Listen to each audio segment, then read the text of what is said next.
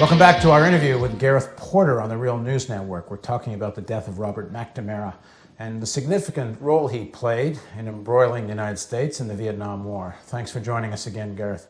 Thank you very much, Paul. So we left off with McNamara's story of holding back information from Lyndon Johnson that would have likely proved to Johnson that the Vietnamese, in fact, did not attack an American boat in the Gulf of Tonkin. Tell us a little bit more. You said there's a smoking gun, which sort of proves McNamara's deception.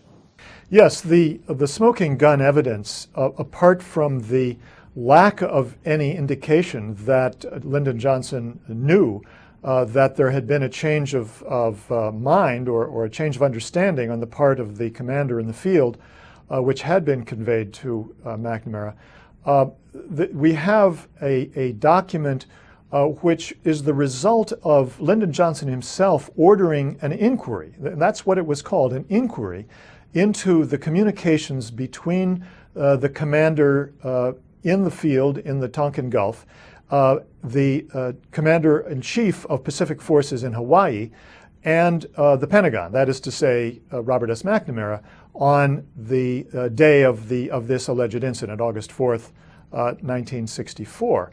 And as a result of that inquiry, we have a chronology that Robert S. McNamara personally presided over the crafting of at the Pentagon, which was supposed to be almost a minute-by-minute account of what happened during that day in the making of policy and the communications between the field and the Pentagon. And what happens is that Robert S. McNamara writes up a chronology in which he misrepresents in fundamental ways the conversation that he had with the commander-in-chief in the Pacific, Admiral Grant Sharp, on the afternoon, 4 p.m. of August 4th, 1964. Let me just refer to the actual original documents that I used for this story, which come from the Lyndon Johnson Memorial Library. This is the first document which shows the deception by McNamara of Lyndon Johnson, is the actual conversation. It's the transcript of the conversation between McNamara and the Pacific commander, Admiral Sharp, at 4:08 p.m. In the afternoon. In this conversation, Admiral Sharp actually says the following: "Well, I would recommend this, sir. I would recommend that we hold this execute order until we have a definite indication that this happened." That means we hold the execute order for the strike against North Vietnam until the command had actually been able to confirm that an attack took place. Then McNamara responds a little bit, a few seconds later. He says, "If you get your definite information in 2 hours, we can still proceed with the execute, and it seems to me we ought to go ahead on that basis. Get the pilots and the aircraft ready and so forth." That's what he says. So then finally he says, "Continue the execute order in effect, but between now and 6 o'clock, get a definite fix and you call me directly." So that means McNamara is saying we're going to go ahead with the execute order whether or not you come back to me with the information.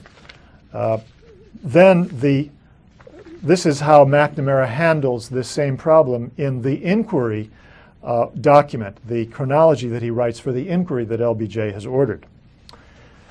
This is his account of that same conversation. It says, "McNamara says that even if definite confirmation of the attack is not forthcoming for another 2 hours, an hour would still remain and the execute order could then be issued." McNamara stated, "It seems to me we ought to go ahead on that basis. Get the pilots briefed, get the planes armed, get everything ready to go." So he's making it sound like he was agreeing with Admiral Sharp that he should hold the execute order until he got confirmation, instead of what he actually said, which is that we will go ahead with the execute order and then you get in touch with me. You spoke to McNamara directly on the phone when you were writing your book, Perils of Dominance. You confronted him with this. What happened? That's right. On January 24th, 2004, as I was doing the research on my book, Perils of Dominance, I called up McNamara to tell him that I had found in the Lyndon Johnson library documentation which was very clear, it seemed to me, in indicating that he had not informed Lyndon Johnson that afternoon, August 4th, 1964, that he had learned that the commander in the field now was not sure about what had happened. And even the commander of U.S. forces in the Pacific had expressed doubt about what had happened in that incident. And I confronted McNamara with this information, and he then told me, he denied that that was the case, but he said, did not necessarily have to inform the president by phone. And I waited for him to explain how that could be, and he said, I could have told him at the National Security Council meeting that night at 6:15 p.m. There was an NSC meeting at which the president discussed with his leading advisors what had happened and what they were going to do about it. And so he was saying that he could have told Lyndon Johnson at that meeting about the doubts that had cropped up during the day. So then, of course, I said, well, look, unfortunately for your case, the notes which were prepared for the president's eyes only on that meeting show that you reaffirmed that there had been an attack on U.S. ships in the Gulf of Tonkin. And then he said, well, those notes were incomplete. Well, that's a very weak alibi, because those notes were a very complete accounting of that meeting, and they were for the president's eyes only. So let's talk about why all of this matters today. The kind of thinking of McNamara, many of his advisors, a section within the Democratic Party, which, although the party wants to portray itself as the party of peace, there's certainly a section within the party which has not been that. The roots of that kind of policy. Talk a bit about what McNamara's outlook, this liberal at home, hawk abroad. Well, I think that it's important because it demonstrates the degree to which the national security community writ large, in the Democratic Party as well as the Republican Party, share a certain outlook, which is that when there's a challenge to U.S. power abroad, the United States must respond. The United States cannot allow this to go on without responding with the use of force if it's necessary to prevent a loss, to prevent what will be viewed as basically a loss of U.S. influence because it failed to respond to the challenge. I think that's exactly what was happening in this incident at the Gulf of Tonkin. It was not just McNamara, of course. All of the civilian and military advisors to President Lyndon Johnson agreed that they had to use force in order to prevent the loss. And this is this whole, we just interviewed Robert Engdahl the other day, and he talked about the Pentagon's fundamental outlook of full spectrum dominance. It's about this idea that the United States needs to have dominance in certain areas, not vie for or compete. It needs to control. Is that the roots of this? It is indeed. I think that is precisely the problem, that Robert S. McNamara, McGeorge Bundy, all of those who surrounded Lyndon Johnson, and to a great extent Lyndon Johnson himself, did in fact believe that the United States had to remain dominant in East Asia. Anything that would cause that dominant position to be endangered, to topple, to weaken, was something that had to be resisted by force if necessary.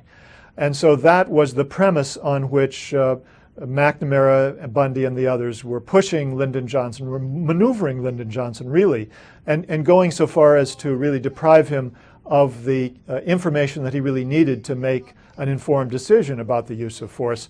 They were desperate to get him involved in a war.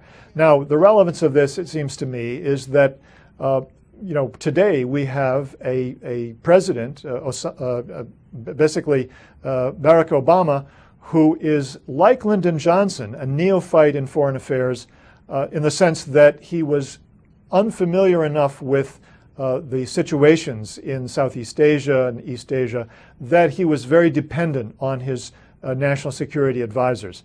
He was reluctant to completely countermand their positions, their advice. he was afraid that without their support, he would be portrayed as weak and as someone who was not willing to do what was necessary to defend U.S. Power and interests.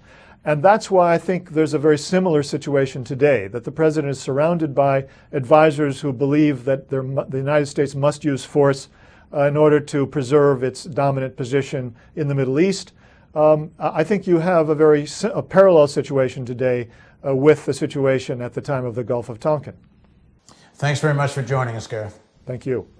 And thank you for joining us on the Real News Network. And once again, the donate button, please become a member, a donating member, so we can keep doing real news. Bye-bye.